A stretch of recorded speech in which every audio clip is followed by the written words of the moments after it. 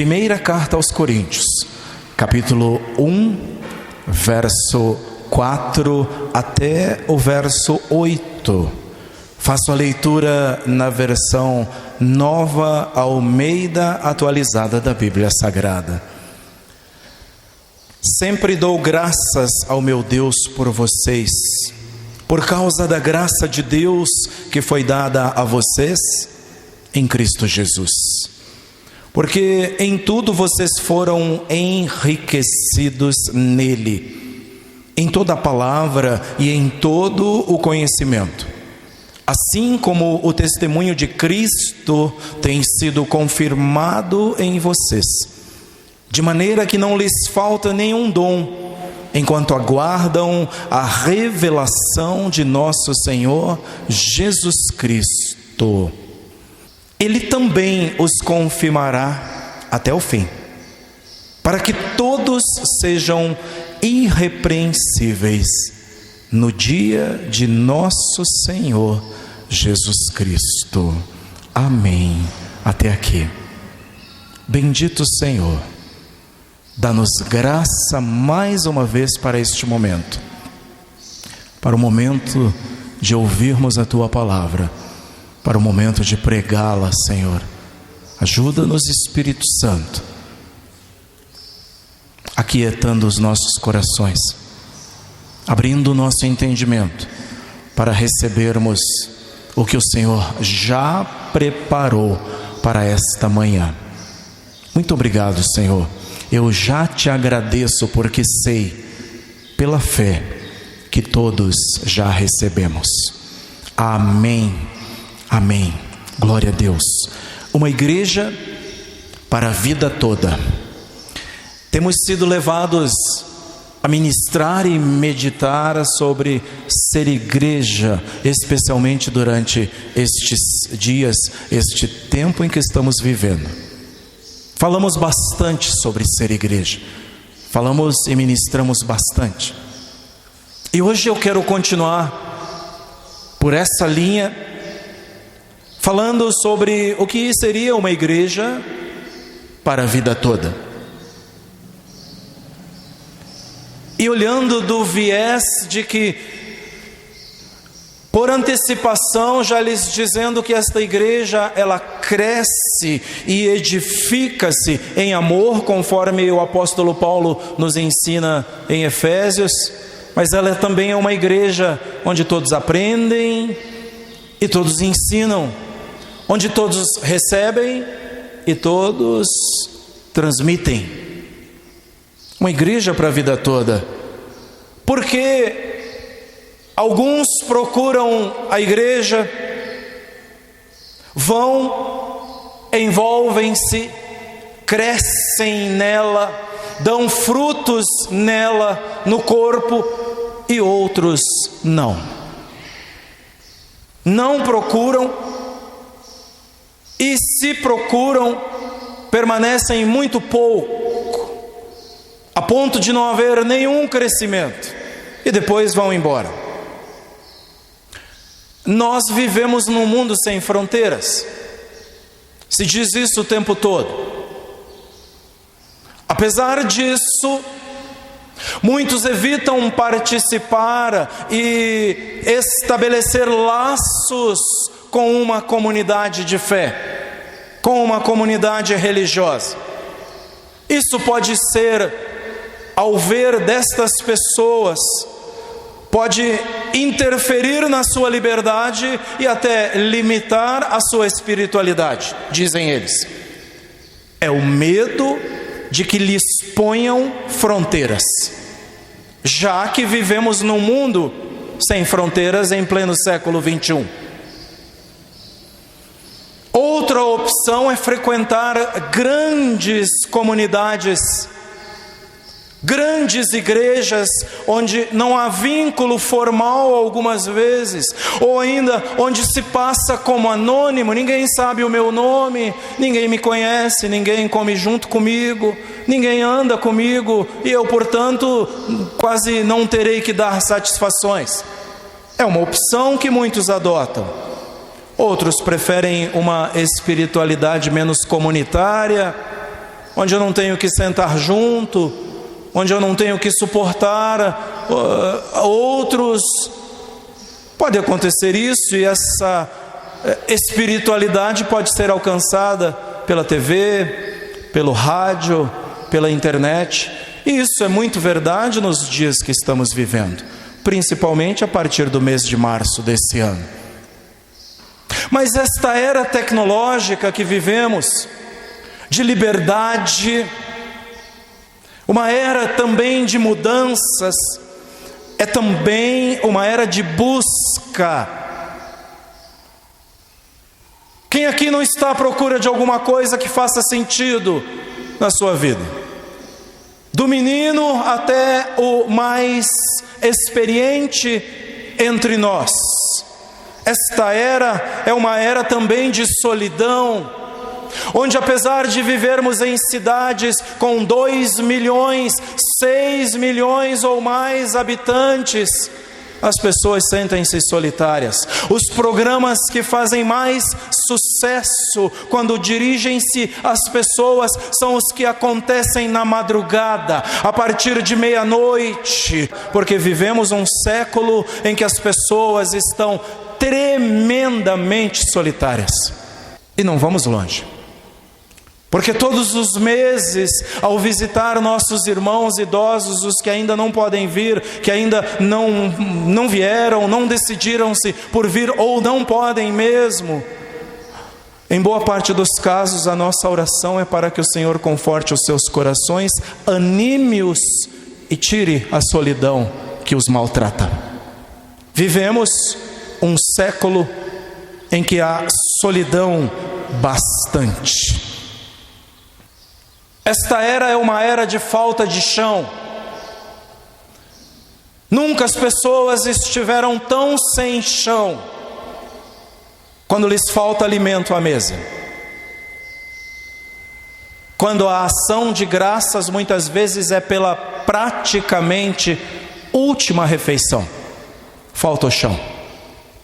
E a pergunta que ocorre é: o que será do amanhã?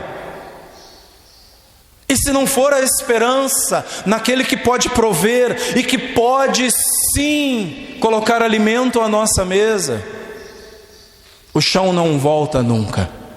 Falta o chão quando se perde alguém da família. Falta o chão quando a doença teima em abater corações, em abater pessoas. Falta o chão por muitos e muitos motivos. Quando chega o aviso de demissão, não tem mais emprego. Vivemos esse século. É nele que vocês moços, vocês irmãos e irmãs, homens e mulheres, estão inseridos.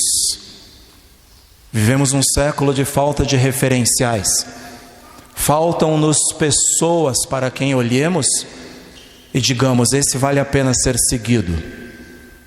As pessoas hoje seguem outras pessoas por causa do número de likes, de gostei nas suas páginas midiáticas. As pessoas não são seguidas por causa do seu caráter. Me desculpem, me perdoem dizer-lhes. As pessoas não são seguidas por causa do seu exemplo de fé, por causa da sua fé inabalável que contagia. Falta-nos referenciais. É nesse século que nós estamos vivendo. É aqui que nós nos encontramos. Por isso, por causa destas coisas que se nos apresenta este tempo, é que muita gente procura uma comunidade de fé. E estão aqui vocês hoje, prova disso.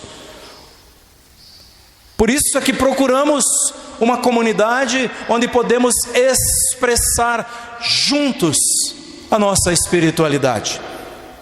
Uma comunidade de fé que cuide deles, que os alimente espiritualmente, que os alimente sentimentalmente, que crie vínculos de amizade, vínculos que levem-nos a convidar uns aos outros para partilhar a mesa, para partilhar das nossas aflições, para pedir oração uns pelos outros. É por isso que procuramos uma comunidade como esta, uma comunidade que os desafie também a crescer, porque senão a vida não tem graça. Uma comunidade comunidade que os desafie a aprender a servir, a ser servo, porque foi isso que o Senhor da igreja foi isso que o Senhor da igreja ensinou. Aquele que não serve para servir, não serve para ser servo, não serve para ser um cristão autêntico, porque o Senhor da igreja, aquele que a chamou de minha igreja e que disse que a edifica, serviu.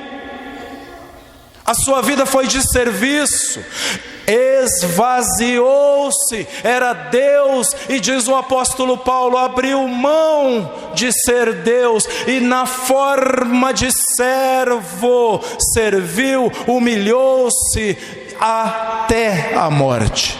E não foi qualquer morte, foi morte vergonhosa, reservada para a escória, reservada para os piores, morte de cruz.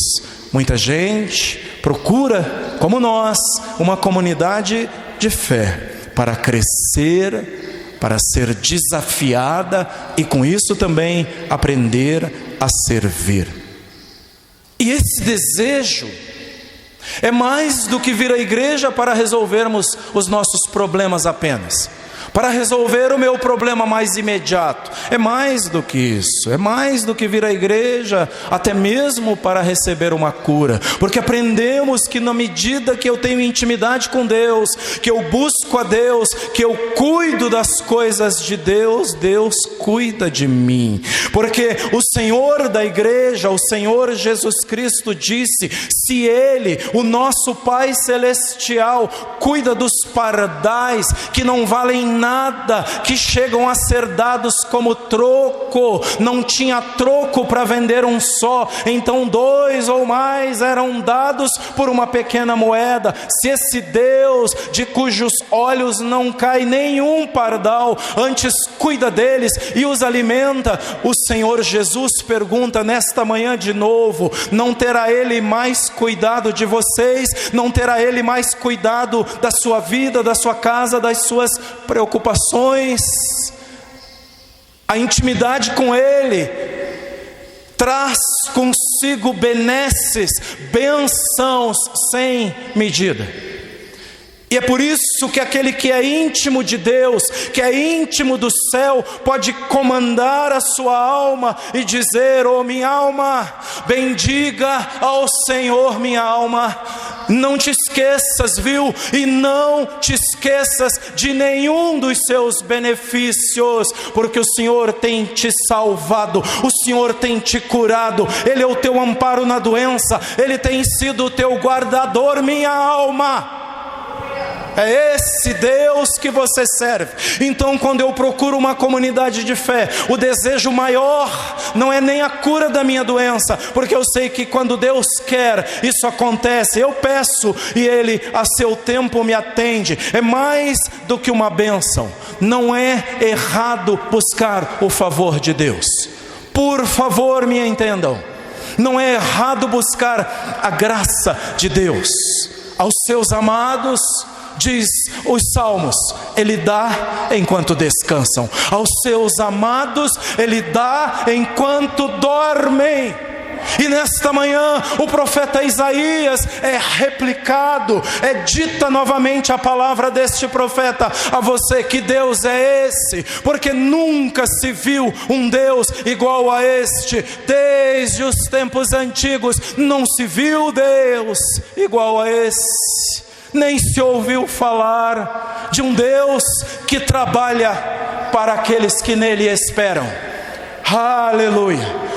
O tempo que você investe no reino, você está investindo na sua vida e nas coisas de Deus. O tempo que você separa para cultuar, seja aqui, seja online, seja abençoando outras vidas, seja divulgando o evangelho, seja treinando para fazer o melhor, para ser excelente naquilo que faz, seja cuidando deste espaço, seja zelando por qualquer coisa no reino de Deus, é investimento e retorna para você em forma de bênçãos. porque este Deus cuida e trabalha para aqueles que neles esperam. Aleluia! Nós dizemos: eu vou trabalhar para Deus. Sim, você que pensa, porque Ele já está trabalhando para você faz tempo, não é de hoje. Aleluia, aleluia. Eu falo de pertencer, eu falo de identidade. Com o que você se identifica espiritualmente? Eu falo de um projeto de vida. Qual é o teu projeto de vida espiritualmente? Para você e para você que vai ouvir esta pregação daqui a 1 mês, 2 meses, 1 ano, quem sabe? Qual é o seu projeto de vida? É por isso que nos ligamos a uma comunidade de fé, e a gente com coisas em comum, pensamentos e desejos em comum, espiritualmente falando. Eu falo de um projeto para a sua vida, de um projeto para a vida dos seus. Quando eu procuro uma igreja, uma comunidade, eu olho também para aqueles que vêm comigo, para aqueles que estão no meu rastro, meus filhos, amigos até, para mim e para os meus.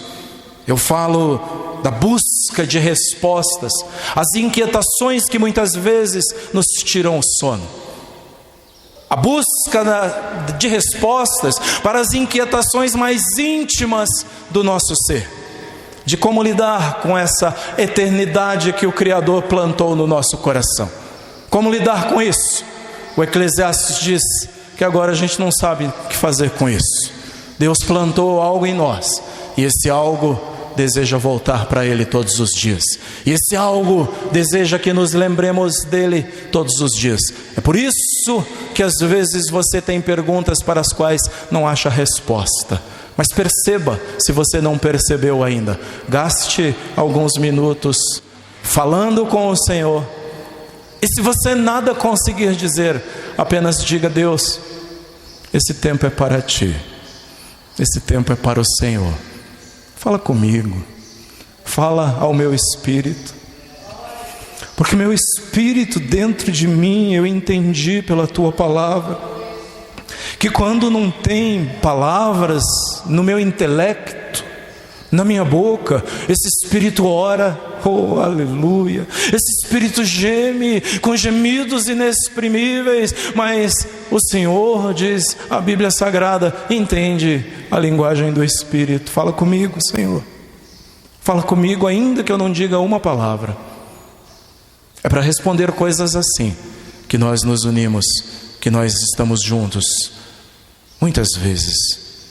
E aí eu falo aqui, em primeiro, sobre o papel dessa igreja, então, porque pelo visto ela tem um papel importante.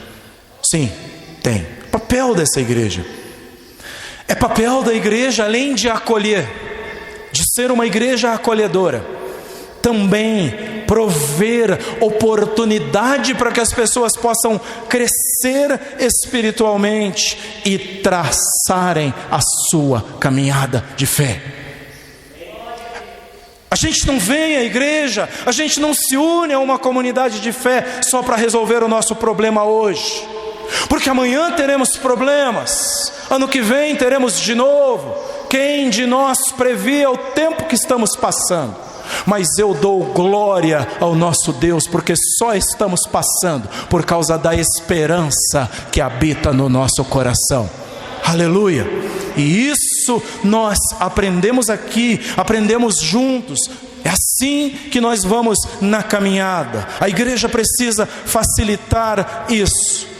A igreja é lugar para todos. Ela é lugar para aqueles que vêm, se envolvem, se engajam, participam e ficam. Ela é lugar também para aqueles que simpatizam, que chegam, sentem-se bem, e o ambiente da igreja lhes parece um ambiente bom, sadio, de paz. Eles encontram paz quando entram aqui, até que um dia eles vêm e ficam. para a glória de Deus. A igreja é lugar para todos. A igreja é lugar para aquele que aos nossos olhos está pronto, que não está aos nossos olhos precisando de nada, mas ela é lugar também para aquele que está com a vida em cacos, despedaçada. Mas eu quero dizer nesta manhã que Deus é especialista em juntar pedaços, em juntar os cacos de vida e reconstruir, porque Ele é o oleiro por excelência. E se o vaso não estiver bom, Ele desfaz, quebra e refaz. Ele desfaz, quebra tudo e começa tudo de novo. E deixa eu lhes dizer, deixa eu lhes animar, o novo vaso fica muito melhor do que o primeiro. Esse é o nosso Deus. Onde foi na sua caminhada? Onde foi na sua caminhada que você sentiu-se sem chão? Onde foi na sua caminhada que você sentiu-se vaso inútil? Onde foi? Aqui está nesta manhã aquele que prometeu não nos abandonar um dia sequer, que disse: estarei com vocês todos os dias até o fim dos tempos. Ele está aqui esta manhã e Ele é especialista em reconstruir sonhos, em reconstruir vidas, em dar direcionamento. Se você está precisando, Ele tem sabedoria boa, sabedoria preciosa, sabedoria do alto. Ele está aqui nesta manhã. Vá crendo, vá tomando posse desta palavra. Se há algo que você precisa tomar posse, é isso, é tomar posse. Jesus está aqui, Ele me conhece, Ele ouviu a tua oração esta noite, Ele ouviu a tua oração por estes tempos, Ele tem visto o teu caminhar e Ele está aqui para te abençoar. Nesse papel de cuidar, nesse papel de prover, a igreja precisa facilitar e trabalhar para que todos cresçam, não apenas algum, não apenas um grupo, mas todos. Como acompanhar os vários tipos de pessoas que vêm à igreja? Como? Nós não podemos ter a pretensão de que só venham para cá pessoas iguais a nós. Muito pelo contrário, as pessoas virão para cá como quem chega num hospital. E aqui é também um lugar de socorro. As pessoas virão para cá com a vida despedaçada. Não podemos pretender que elas cheguem prontas. Como cuidar dos diversos tipos de pessoas? Estamos aqui todos para a glória de Deus, entre crentes no Senhor Jesus, todos que já receberam o Senhor. Então o Senhor está falando contigo também nesta manhã, e glória seja dada a Ele. Glória seja dada a Ele por causa disso. Como educar essas pessoas para que elas aprendam e para que elas vivam de acordo com os princípios do cristianismo? Como? Por essas razões que a igreja é e deve ser sempre uma igreja desejosa de aprender. Uma igreja, o termo que se usa atualmente, aprendente. Vejam, não se trata apenas de um grupo que recebe e transmite conhecimento para os outros. Não se trata disso. Para ensinar, é preciso aprender. E é preciso continuar aprendendo para continuar ensinando. Então, numa igreja, todos aprendem o tempo todo até Jesus voltar. É preciso lembrar-se disso. O papel não é só dos líderes, mas é de todos. Todos nós estamos envolvidos. Todos aprendem e todos transmitem. Todos recebem e todos dão. Esse é o papel da igreja. É assim que ela é edificada. É assim que ela cresce. Na igreja aprendente, o termo que eu passo a usar, todos são porta-vozes da palavra, todos. Não existe, mas eu não sei falar. Abre a tua boca, como o Senhor disse ao profeta Jeremias. Olha, todos são ouvintes e todos também são praticantes da palavra. Essa vivência e prática resulta em crescimento, resulta em crescer. Isso é importante. Que comunidade de fé é essa? Que comunidade de fé é essa que é aprendente, onde todos estão aprendendo o tempo todo, e será assim para a vida toda, e todos também transmitem? Há de haver uma maneira que Deus vai te usar para transmitir o que Ele falou para você. Deus vai usá-lo, meu querido irmão, naquilo que até hoje você conhece, na base de vida que você tem. A sua experiência de vida vai modificar a vida de homens e de mulheres. Deus vai usá-lo. Deus vai usá-la, irmã, no seu local de trabalho, na sua oficina, no seu salão. Deus vai usá-lo, e para isso todos nós precisamos estar dispostos a aprender para passar, e Deus vai usá-los. Deus vai usar a vida de vocês em tudo e em todo o tempo. O papel não é só de um, não é só de um grupo, mas ele é de todos. A segunda coisa que tem aqui é que esta igreja é a igreja de Deus, portanto, a sua base é a fé. Vejam como Paulo abre na sua saudação da carta aos Coríntios, primeira carta aos Coríntios. Vejam como ele abre no versículo 2 de 1 aos Coríntios 1, ele diz: a igreja de Deus que está em Corinto. Isso é fundamental para compreender o que é a igreja. A igreja pertence a Deus, entendem? Ela é de Deus. Portanto, a igreja, a comunidade daqueles que se reúnem em nome de Jesus, é maior do que qualquer comunidade religiosa, ela é maior do que qualquer instituição. Ela é a igreja de Deus em todos os tempos e em todos os lugares. Esta é a igreja de Deus. Esta noção deve direcionar, deve nortear a nossa convivência e tratamento uns com os outros. É assim que nossa equipe de louvor precisa entender ao tratar a igreja. É assim que nós, como irmãos que convivem dia a dia, que experimentamos o viver comunitário, precisamos entender para tratarmos uns aos outros. É assim que nossos irmãos, que pela misericórdia de Deus estão de alguma forma desempenhando algum papel, precisam entender para tratar uns aos outros. Esta igreja é a igreja de Deus, ela é a igreja de Deus. Então, o que precisa passar pela nossa mente, vejam, deve ser algo assim: as pessoas nesta comunidade pertencem a Deus, elas não são minhas, não estão aqui para obedecer minhas ordens ou as ordens de qualquer um que seja, elas são de Deus, e Deus as ama. Quando eu não as amo, quando eu as trato mal, quando eu não as lidero conforme Deus quer que seja, eu estou desobedecendo o próprio Deus, eu estou fazendo o que Deus certamente reprova, porque todos são amados de Deus. Eu devo ter isso em mente. Estas pessoas são o povo de Deus, o povo que pertence a Deus, são seus filhos. Olha, qualquer coisa que aconteça aqui, eu estou lidando com filhos de Deus, porque aqui comigo tem gente que disse um dia: Senhor Jesus, eu te aceito como meu Salvador, como único e suficiente Salvador. Então tornaram-se como eu, filhos de Deus. É com elas, é com estas pessoas que eu estou lidando, e todos são participantes da sua graça.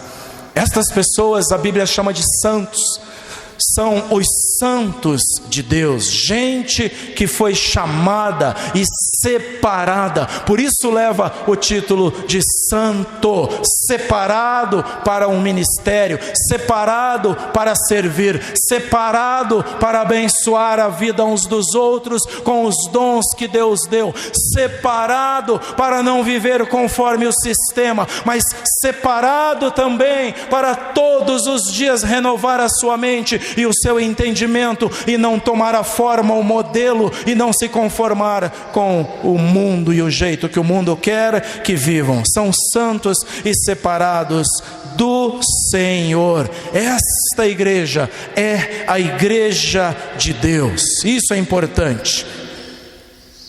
Terceira coisa, a igreja são pessoas que sonham juntas. Isso é um mistério maravilhoso que há entre nós. Pessoas que sonham juntas, pessoas que pensam na eternidade juntas, pessoas que desejam a eternidade juntas. A igreja vive na promessa, e por isso que a igreja e sua mensagem é também escatológica, porque fala de coisas que estão por vir, fala de coisas que estão por acontecer. A igreja é uma comunidade de sonhadores, ela é chamada a viver na promessa futura de Deus. Vejam no texto que nós lemos, o próprio Deus capacitou a igreja para esperar isso.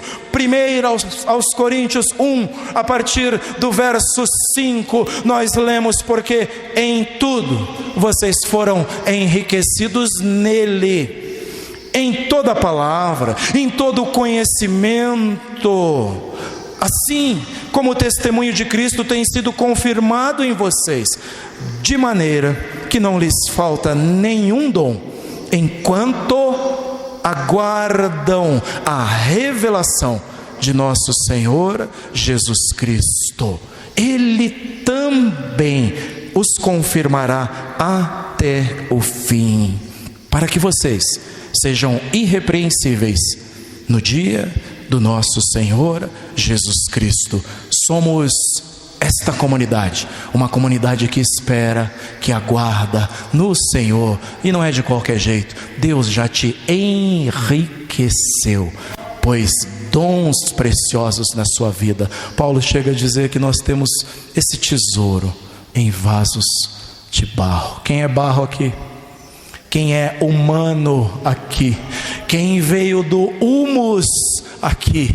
Somos barro, mas Deus confiou esta preciosidade nas nossas vidas. É uma comunidade de sonhadores.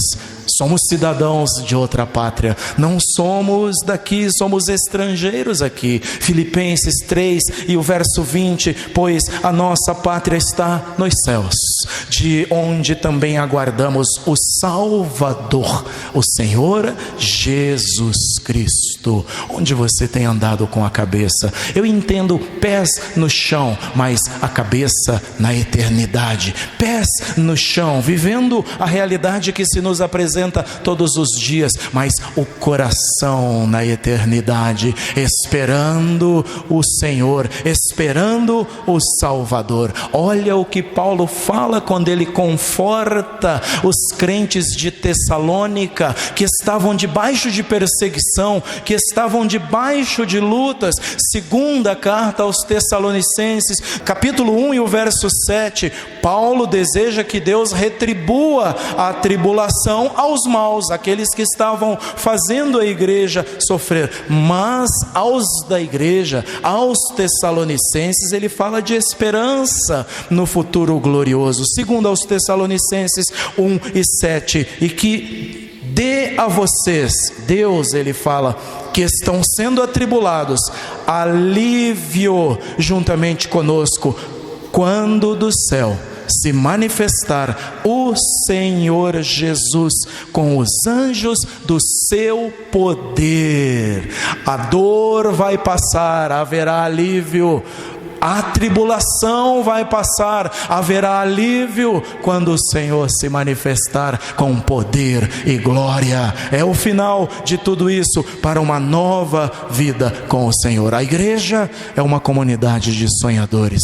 Somos chamados a ensinar e a viver escatologicamente, na esperança de coisas que estão por vir. Desapegue um pouco deste mundo, desapeguem um pouco desse sistema de coisas, porque tudo isso passa. Lembram-se da palavra do apóstolo João: o mundo passa e com ele o seu desejo, a sua concupiscência, mas aquele ou aquela que faz a vontade de Deus permanece para sempre. Aleluia. Desapegue disso aqui e ponha a cabeça, a mente, o coração na eternidade. Ensinemos sobre esse futuro glorioso, a expectativa, se é que podemos usar a palavra, um aperitivo do futuro. A igreja tem isso, a igreja tem mostras do que será o céu. Ou você não sentiu nada enquanto louvava agora há pouco? Você não sentiu uma atmosfera invadindo este lugar, invadindo o teu coração? E então a minha mente pensa: que glorioso será junto com o Senhor, que glorioso será cantar com os anjos, que glorioso será estar com a igreja de Deus de todos os tempos, adorando a Deus, adorando, glorificando. Que glorioso será ver atitudes como a dos 24 anciãos que se despojam da sua empáfia, da sua liderança, tiram suas coroas e depositam aos pés daquele que é, que era e que há de vir. Como é maravilhoso pensar nisso. Põe a sua cabeça nestas coisas. A igreja tem uma provinha hoje, a igreja tem uma mostra do que será o glorioso viver na glória com o Senhor. A igreja é uma comunidade que tem sonhos juntos, sonha juntos, e juntos esperamos pelo Senhor.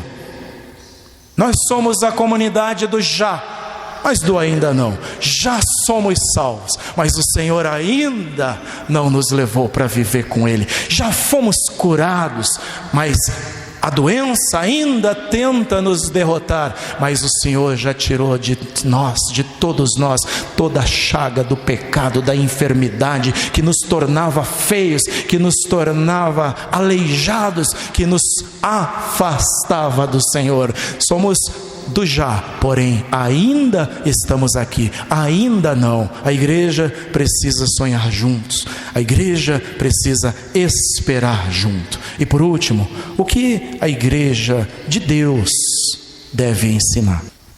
Qual é o conteúdo que a igreja deve ensinar? E quando ensina isso, cresce. A igreja é do Senhor, a igreja é de Deus.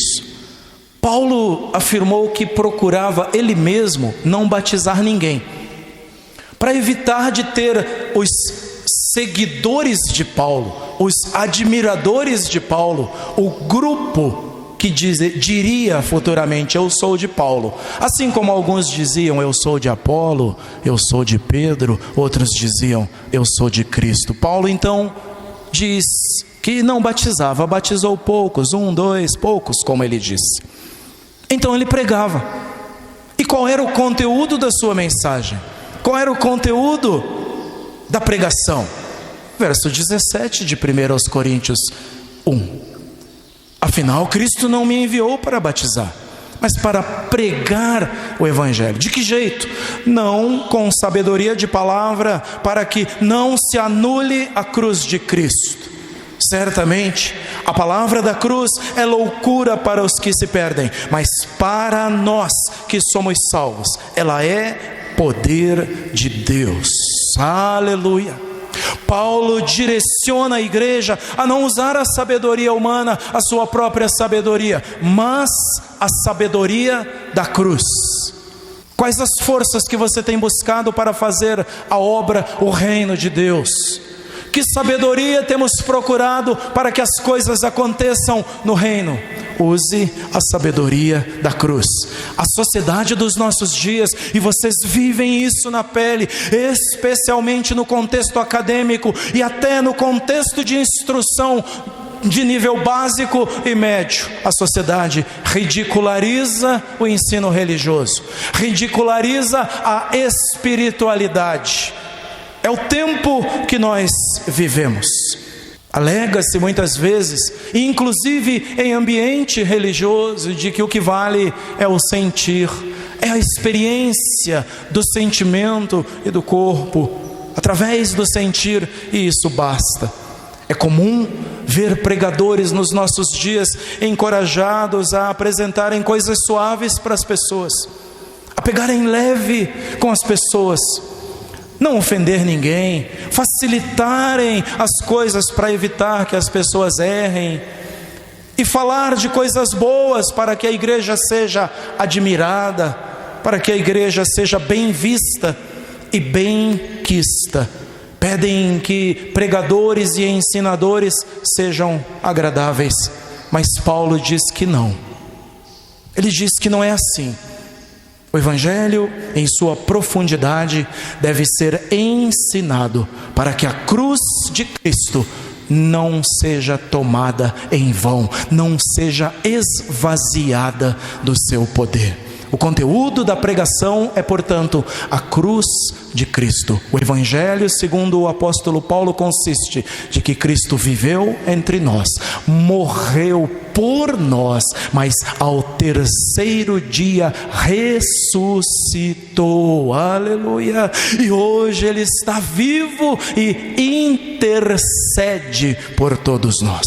O conteúdo é a pregação centrada na cruz. Esta mensagem não faz sentido para os do nosso tempo, não faz sentido para a sociedade.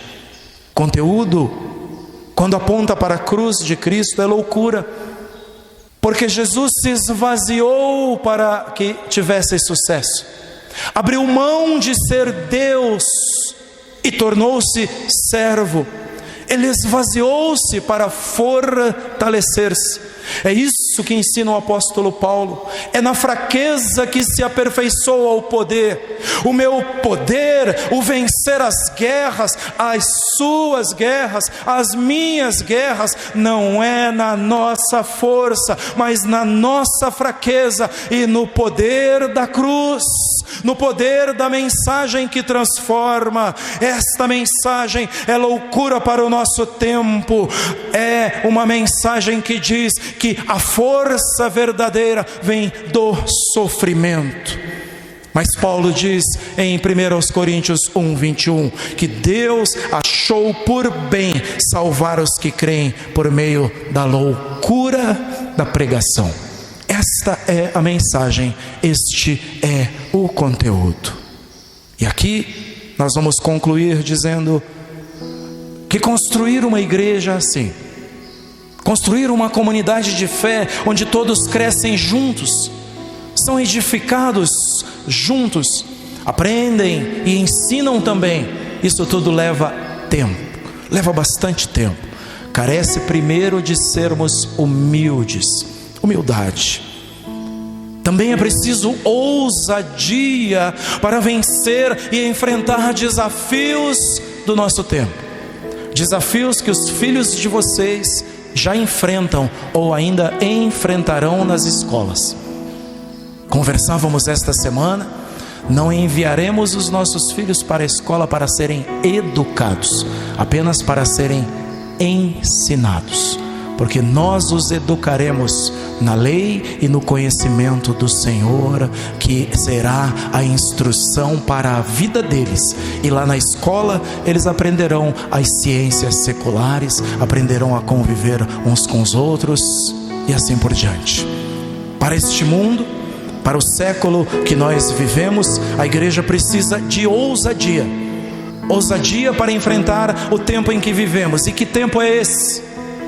É um tempo de incredulidade. E que Deus nos livre que ela não aconteça conosco. Que Deus nos livre de evitarmos orar para Deus curar. Isso é incredulidade. Continuemos crendo de que Deus salva, Deus cura e Ele liberta pessoas. Que tempo é esse que nós vivemos? É um tempo de extrema pobreza, fome, dificuldades, tempo de falsos ensinos, tempo de urgência em tudo. Não temos tempo. A faculdade não te dá tempo, a escola não te dá tempo, o trabalho não te dá tempo, é tudo para ontem, para ontem. Os orçamentos, de preferência, as pessoas querem na hora. As pessoas querem resolver a vida agora, rapidamente. Vivemos o tempo da urgência, é onde estamos inseridos. As pessoas não têm tempo. Também não tem nenhum interesse, muitas vezes, nas coisas espirituais. Talvez quando você for falar, você ouvirá algo do tipo: e lá vem essa conversa. As pessoas não querem parar para isso, não querem parar para ouvir, mas é o tempo em que nós estamos vivendo. Não querem parar para coisas espirituais, especialmente se a vida vai bem. Por que parar? Por que buscar auxílio do alto se está tudo bem? Tristemente, não atrai as pessoas pensar em valores eternos, em coisas eternas. E a igreja?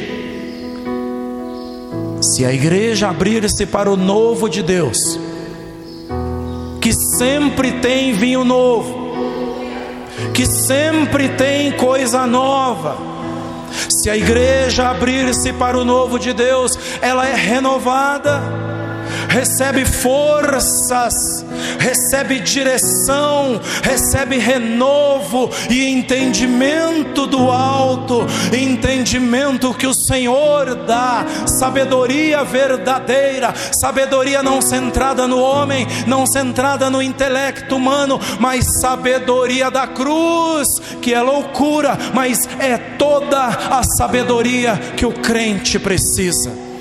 Assim, se fizer assim, a igreja terá tudo o que precisa para situar-se neste novo normal, neste novo tempo que nós vivemos e vencer os tantos desafios que temos pela frente. Porque, como já dito esta manhã, ela é a igreja de Deus. Seu alicerce, portanto, é a fé. Ela é a comunidade dos que sonham juntos. E ela é uma comunidade que tem um ensino só. Ela ensina a cruz de Cristo. Se a igreja ousar permanecer nesse viés, nessa direção, neste foco, não saindo à direita nem à esquerda, tampouco voltando atrás, o Senhor será conosco. O Senhor nos dará vitória em todo e qualquer desafio. Esta é uma igreja para a vida toda. É esse tipo de igreja que nós abraçamos para toda a vida. Nela, eu e você aprendemos. Nela, eu e você também ensinamos. E claro, eu e você crescemos. Enquanto isso, juntos nós esperamos a promessa de Deus, que Ele mesmo prometeu, um novo céu e uma nova terra, onde tudo será feito de acordo com a sua vontade, de acordo com a justiça dEle. Eu quero ser parte desse corpo. E você? Aleluia. Que Deus nos abençoe, que Ele nos dê graça para vivermos estas palavras. Fique de pé, por gentileza. Aplique estas palavras ao teu coração. Eu quero ser e eu quero fazer parte desta comunidade que a Bíblia hoje nos ensinou. Tome posse destas palavras. Eu estou aqui para lhes dizer, na direção do Espírito Santo: é possível, é possível. Pai Celeste, aplica esses ensinos ao nosso coração, sela estas palavras nas nossas vidas. Temos vivido tempos difíceis, tempos desafiadores, mas a mensagem da cruz é poderosa. A cruz de Cristo é poderosa. É ela ainda que salva, é ela ainda que levanta o caído, o oprimido, e que liberta o sofredor. Ajuda-nos a crer, ajuda-nos a tomar posse de que no Senhor tudo é possível ao que crê. Em Jesus tudo é possível ao que crê. Abre o entendimento desta igreja, Abre o entendimento do teu povo, Senhor, e prontifica-os para receber a tua palavra, para colocá-la em prática nas suas vidas. Os tempos são difíceis, os dias são maus, mas o Senhor continua vencendo batalhas, o Senhor continua nos dando vitória, o Senhor continua salvando, o Senhor continua operando. E a tua palavra diz, e o Senhor diz através da tua palavra: agindo eu, quem impedirá? Eu creio, Senhor, eu creio que nada vai parar o teu agir, nada vai parar o Senhor, nada vai parar a tua obra, nada vai parar o que o Senhor começou na minha casa, nada vai parar o que o Senhor começou nas nossas vidas. Desperta esta igreja, desperta este povo, desperta os meus irmãos, desperta-nos, Senhor, desperta-nos para aprender, desperta-nos também para ensinar uns aos outros tudo o que o Senhor tem colocado nos nossos corações, e desperta-nos para juntos crescermos, desperta-nos para andarmos juntos, ó Deus. E um pedido especial nesta manhã: ajuda-nos a sonhar juntos, ajuda-nos a pensar na glória que está reservada, ajuda-nos a querer um lugar maravilhoso contigo, ajuda-nos a esperar pelo novo céu e pela nova terra, ajuda-nos a sermos uma comunidade de sonhadores, ajuda-nos, Senhor. Restaura sonhos esta manhã, restaura sonhos nesta manhã, restaura o sonho do moço, da moça, restaura o sonho do homem e da mulher, para que desejem servir o Senhor, para que desejem viver para o Senhor e não apenas servirem-se do Senhor. Restaura devoção nesta manhã, restaura ministérios nesta manhã, restaura a tua igreja, restaura a tua igreja. Queremos e podemos sonhar juntos, podemos andar juntos, porque o Senhor prometeu nunca nos deixar, prometeu nunca nos abandonar. Restaura visões nesta manhã, restaura em nome de Jesus. Em nome de Jesus eu te peço e te agradeço, ó Pai. Amém.